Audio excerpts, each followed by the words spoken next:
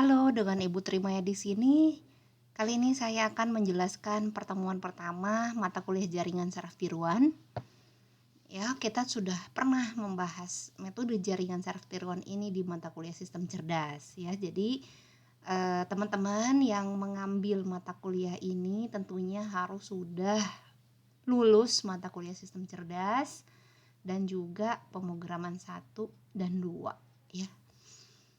Baik, eh, kita akan bahas mengenai jaringan saraf tiruan terlebih dahulu. Kita ingat-ingat lagi di mata kuliah sistem cerdas, dulu pernah Ibu ceritakan bahwa salah satu metode artificial intelligence yang meniru jaringan saraf manusia itu kita namakan sebagai jaringan saraf tiruan ya. Oleh karena itu pada pertemuan kali ini kita bahas dulu bagaimana sih prinsip cerdas jaringan saraf biologis manusia ya. Di mata kuliah biologi mungkin ya Anda pernah mendapatkan tentang cerita tentang pelajaran otak manusia ya, di mana otak manusia berisi dari jutaan sel saraf yang kita sebut sebagai neuron. Nah, neuron ini bertugas untuk memproses informasi. Nah, kemudian neuron juga saling berinteraksi satu sama lain, mendukung kemampuan kerja otak manusia. Oke, nah kalau kita lihat di sini, ya, ada dendrit ya. Nah, kemudian ada badan sel yang sering disebut sebagai soma, dan kemudian ada neuron. Nah, ini adalah struktur dari sel saraf manusia ya, di mana dia terdiri dari 3 bagian, yaitu dendrit ya, akson, soma ya, ini adalah akson ya, seperti ini, dan masing-masing neuron ini akan terhubung dengan neuron lain ya. Kita tahu bahwa dendrit itu bertugas menerima informasi dan sebagai jalur input bagi soma ya. Kemudian soma yang ini tadi ya, ini adalah soma atau badan sel, yaitu merupakan tempat pengolahan informasi di mana terdapat inti sel yang bertugas mengolah informasi. Kemudian akson, di sini ada akson ya, berfungsi untuk mengirimkan impuls-impuls sinyal ke sel saraf lainnya dan menjadi jalur output bagi soma di neuron yang lain. Kemudian di sini antar dendrit ya, di sini ada antar dendrit ketemu lagi dihubungkan dengan sinaps ya.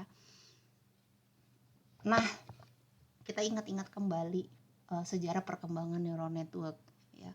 Di mata kuliah ini nanti kita akan mulai membahas dari model yang paling awal, yaitu yang ditemukan oleh McCulloch dan Pitts ya pada tahun 1943. Seiring perkembangannya maka ada model Hebbian ya, kemudian ada model perseptron ya, kemudian ada model yang lain ya, yang nanti akan kita bahas satu persatu sampai yang paling mungkin untuk mata kuliah ini sampai backpropagation ya, untuk sampai pertemuan ke-7 nanti akan diteruskan oleh Pak Zendi. Dia akan membahas dan mudah-mudahan cukup waktunya sampai ke deep learning. Nah, kalau kita lihat di sini jaringan saraf tiruan itu adalah sebuah sistem pemproses informasi yang terinspirasi dari kinerja otak manusia ya. Nah, kalau kita lihat di sini sebuah artificial neural network itu terdiri dari input layer, hidden layer, dan juga output layer ya. Nah, ini sebenarnya terinspirasi dari otak manusia tadi ya, di mana di sini adalah dendrit ya, kemudian setiap dendrit itu akan terhubung dengan sinaps dan juga akson-aksonnya ya. Nah, kemudian tersusun dari beberapa layer ya. Nah, begitu juga di jaringan saraf tiruan ini, maka terdiri dari input layer, hidden layer, dan output layer. Ya, jadi ANN, struktur ANN itu seperti ini.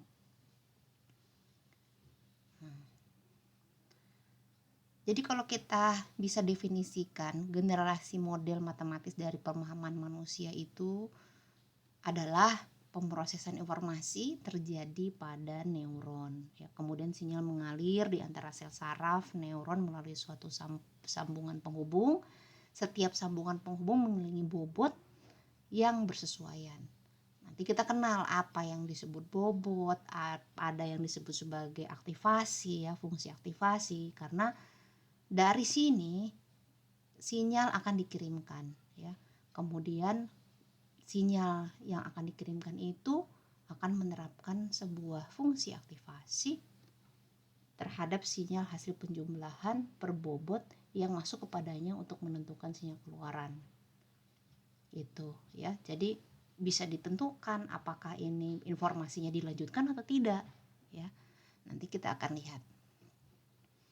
Nah, jadi kalau kita lihat bagian-bagiannya, ya, arsitekturnya, jaringan saraf tiruan dengan jaringan sel biologis seperti ini, ya. Kalau kita modelkan secara bentuk model analoginya, ya, di mana node itu atau input itu adalah badan sel soma pada sel saraf, ya, yang oleh karena itu kita sebut di sini sigma, ya. Sigma itu kalau di jaringan sel biologis itu di badan sel adanya. Soma itu sum, ya. Jadi dia akan menjumlahkan seluruh input yang dikalikan dengan bobotnya. Ini jarak di badan sel itu atau kita sering menyebutkan sebagai net, ya. Nah, kemudian di sini ada dendrit. Kalau di jaringan sel saraf biologis itu adalah dendrit, tetapi analoginya dengan jaringan saraf tiruan itu adalah inputnya, ya. Kemudian bobot itu adalah sinaps, ya. Dan setiap bobot itu nilainya berbeda-beda, ya. Apakah sesuai dengan bobotnya, ya, informasi itu akan diteruskan dan dijumlahkan di bagian badan sel, ya. Kemudian outputnya ini ada di sini, akson, ya. Nah, kemudian kita mengenal juga sebagai activation function.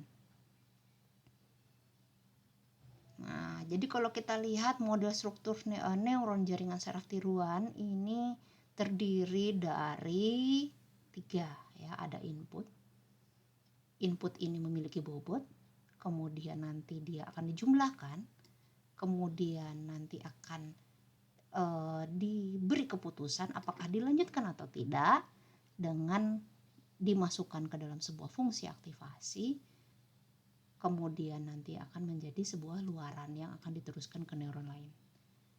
Nah, kalau saya gambarkan ini akan bisa menjadi seperti ini, di mana X itu adalah input, W itu adalah bobot, soma atau unit pengolah ini kita sebut sebagai net, ya, jumlah, dan ini adalah output. Oke. Bagaimana dengan karakteristik jaringan saraf tiruan, ya? Jaringan saraf tiruan itu bisa belajar dengan pengalaman, ya. Kemudian masih ingat mungkin dulu di sistem cerdas, ya, ada pembelajaran tentang machine learning, ya. Nah, jaringan saraf tiruan ini masuk ke dalamnya, ya. Jadi dia bisa memiliki algoritma learning, ya. Diawali dengan model perseptron. Nah, tapi kita akan bahas dulu dari paling awal, ya, model McCulloch-Pick di pertemuan selanjutnya. Oke, kemudian algoritma untuk JST beroperasi secara langsung dengan angka sehingga data yang tidak numerik harus diubah menjadi data numerik. Kemudian JST tidak diprogram untuk menghasilkan keluaran tentu, semua keluaran atau kesimpulan ditarik oleh jaringan didasarkan pada pengalamannya selama mengikuti proses pembelajaran atau yang kita sebut sebagai proses training, tergantung dari input yang diberikan, ya. Sama kayak dengan manusia, ya. Sama dengan manusia, kita beri input, kita beri pembelajaran, maka dia akan ada proses learning, ya. Itu yang terjadi di otak manusia. Pada proses pembelajaran, ke dalam jaringan saraf tiruan dimasukkan pola-pola input dan output. Ya. Ada juga yang tidak. Nanti kita lihat, ada yang supervised dan ada yang unsupervised. Kalau kita beri output, itu namanya kita memberikan target luaran. Inputnya seperti ini, outputnya harus seperti ini. Nah, kemudian jaringan akan diajari untuk memberikan jawaban yang bisa diterima.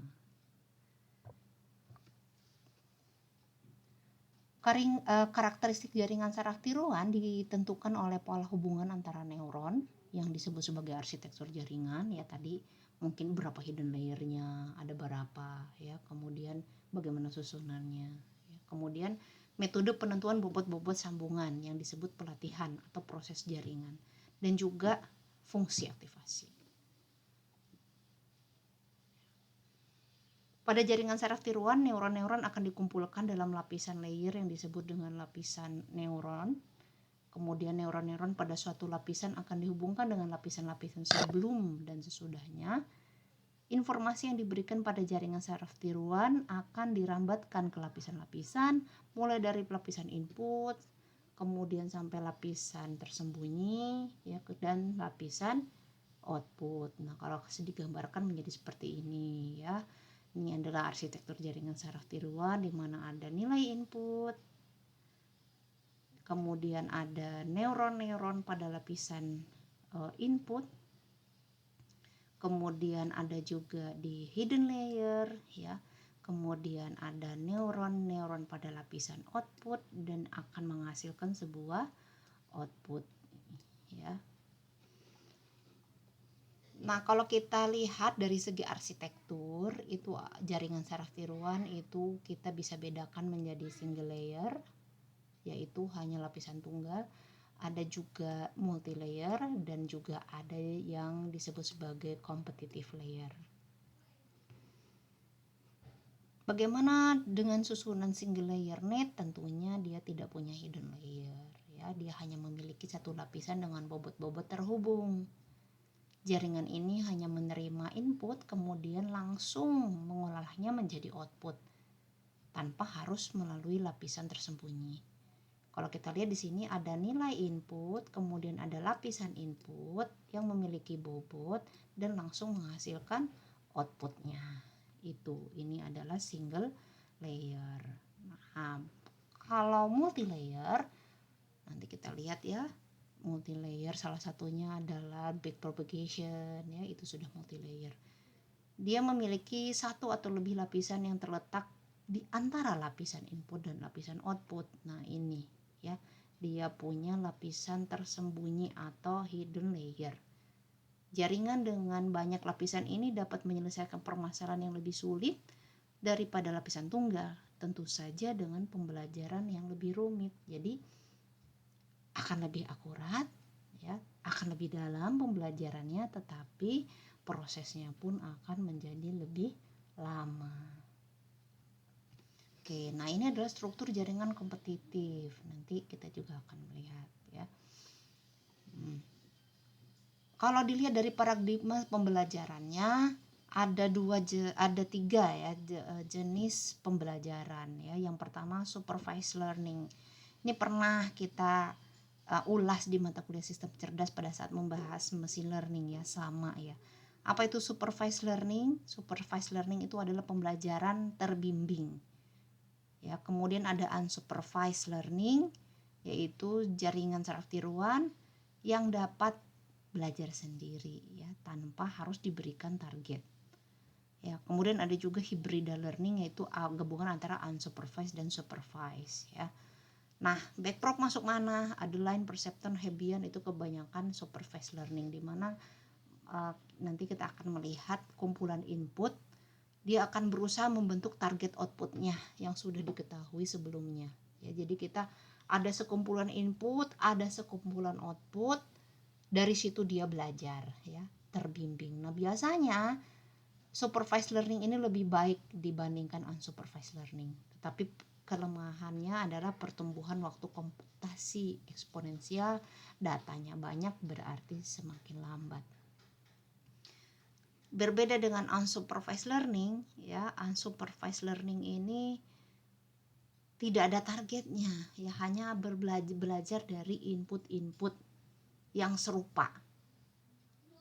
Ya, salah satu contohnya adalah jaringan kompetitif, Kohonen, LVQ, ya. Nanti kita juga akan pelajari.